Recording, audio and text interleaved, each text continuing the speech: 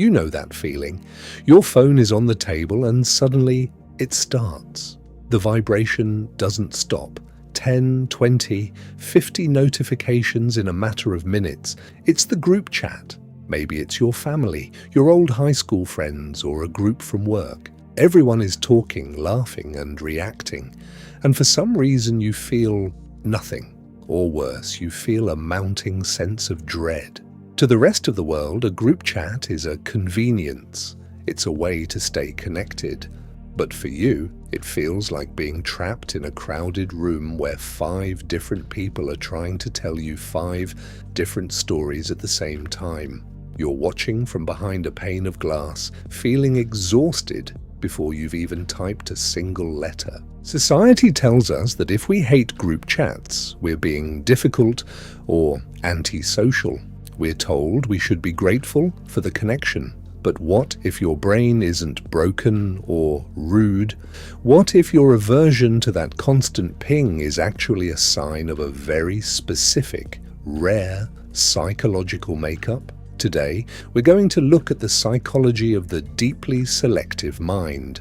We're going to explore why group chats are a unique kind of torture for people wired for depth, and why that feeling of relief you get when you finally mute for 1 year is actually your nervous system doing exactly what it was designed to do. For most people, a group chat is just surface-level noise. They fire off a LOL or an emoji and move on. But if you find yourself staring at a message, analyzing the tone, and wondering how your reply might be interpreted by 5 different personalities at once, your brain isn't broken. It's busy. Science tells us that some people are deep processors. Brain imaging studies have found that people with this trait have brains that literally process more information per interaction. You aren't just reading words, you're reading the subtle shifts in tone, the micro-expressions hidden in a choice of punctuation, and the potential meanings behind why one person replied and another stayed silent. While others are just having a chat, you are playing social chess.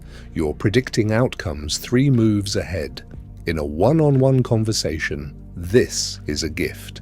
It leads to deep, meaningful connection. But in a group chat with 8 people, it's like trying to play 8 different games of chess simultaneously. It is mentally and emotionally draining. This is exactly why small talk in a digital group feels like running a marathon in your head.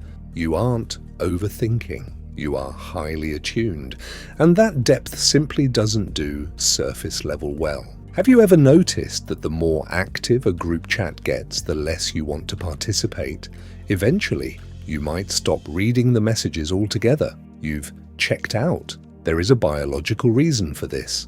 Dr. Stephen Porges calls it the polyvagal theory. Your nervous system has different modes, and one of them is designed specifically for protection. When you have been drained too many times, when the noise of the group takes more energy than it gives, your brain doesn't wait for your permission to rest. It flips a switch. It moves you from social engagement mode into what researchers call the dorsal vagal response. In simple terms, you shut down. You withdraw. You conserve. This isn't a flaw in your character. It's your nervous system treating your energy like the finite resource it actually is. For many of us, this protection mode was learned long ago. If you grew up reading the room or scanning faces to stay safe, your brain became hyper-vigilant to social signals. Now, as an adult, that same pattern shows up when a group chat becomes too chaotic. Your brain senses the tension, the unpredictability, and the noise, and it decides that the safest place for you to be is alone. We live in a world that rewards acquaintances. We're told we need to be part of every circle, but the Harvard Grant study, which followed people for 75 years, found that happiness doesn't come from the number of relationships you have. It comes from their depth. Researcher Jeff Hall discovered that it takes roughly 200 hours of quality time to form a close friendship. Now, think about a group chat. Is that quality time? Or is it just a series of pings and check-ins? If you are a person who values quality over quantity, those 200 hours feel much heavier for you than for everyone else. You aren't willing to call someone a friend after a few memes and a coffee. You crave meaning. When you look at a group chat, your brain does the math. Is this interaction moving me toward depth, or is it just keeping me in the shallow end? If the answer is the latter, you'll naturally want to pull away. You aren't failing at friendship. You're just not willing to settle for a surface version of it. That isn't antisocial, it's selective. Why does the sound of a notification sometimes feel like a physical weight? It's because of how your dopamine system works. Neuroscientists have shown that your brain doesn't just respond to rewards, it responds to the gap between what you expected and what you actually got. This is called a prediction error. When you first joined the group, you might have expected connection, laughter, or support. But if the reality of the chat is just clutter, drama, or feeling ignored, your brain takes notes. Eventually, it stops predicting a reward when the phone vibrates. Instead, it starts predicting exhaustion. This is similar to learned helplessness, a concept discovered by psychologist Martin Seligman. When you experience repeated disappointment or sensory overload with no control over the outcome, your brain eventually stops trying. Not because you're weak, but because your brain is being efficient. It decides that hoping for a meaningful connection in that chat hurts more than just forgetting to reply. The silence you offer isn't apathy, it's a form of scar tissue. If you find group chats draining, there's a high chance you belong to the 15 to 20% of the population known as highly sensitive people, HSPs. Brain scans show that HSPs have more grey matter in areas linked to empathy, awareness, and emotional processing. While everyone else is experiencing the group chat in standard definition, you are stuck with an ultra-high definition experience. Every sarcastic remark, every seen message left on read, every subtle shift in the group dynamic, you feel it all. You are an emotional antenna, picking up signals most people don't even know exist. In the past, this trait kept humans alive. Your ancestors were the ones who noticed the rustling in the bushes. You are highly attuned, which is a gift, but it also means you need more recovery time and more space. A group chat, by its very nature, denies you that space. It is a constant, uninvited guest in your pocket.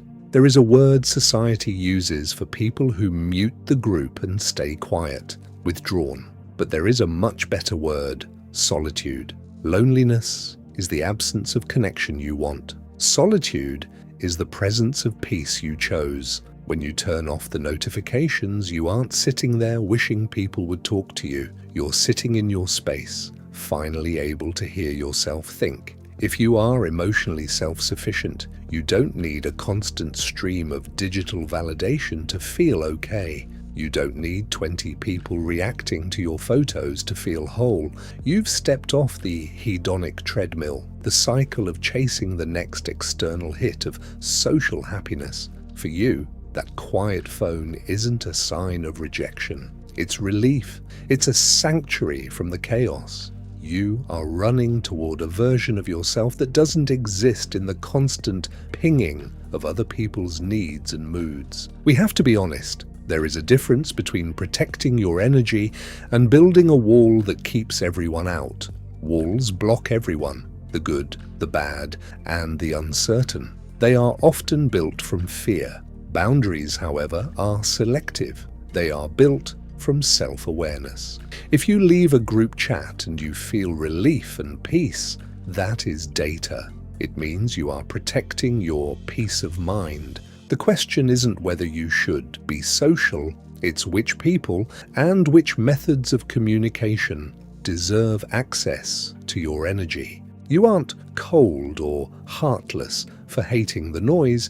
You are simply someone who learned the hard way that not everyone deserves access to your peace. You've decided to build a life that feels gentle instead of chaotic. If you're watching this and you've been feeling guilty for ghosting the group chat, I want you to hear this clearly. Nothing is wrong with you. You aren't antisocial. You aren't broken.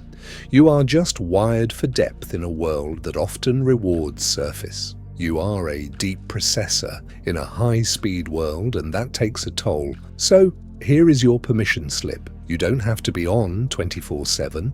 You don't have to force yourself into digital spaces that leave you feeling empty. The right people, the ones who truly see you, will understand when you say, "I can't do group chats, but I'd love to see you one-on-one." Harvard's 75-year study found that happiness isn't about how many people you have in your life. It's about having the right ones. If your circle is small and your phone is quiet, you aren't doing it wrong. You're doing it right. Protect your peace.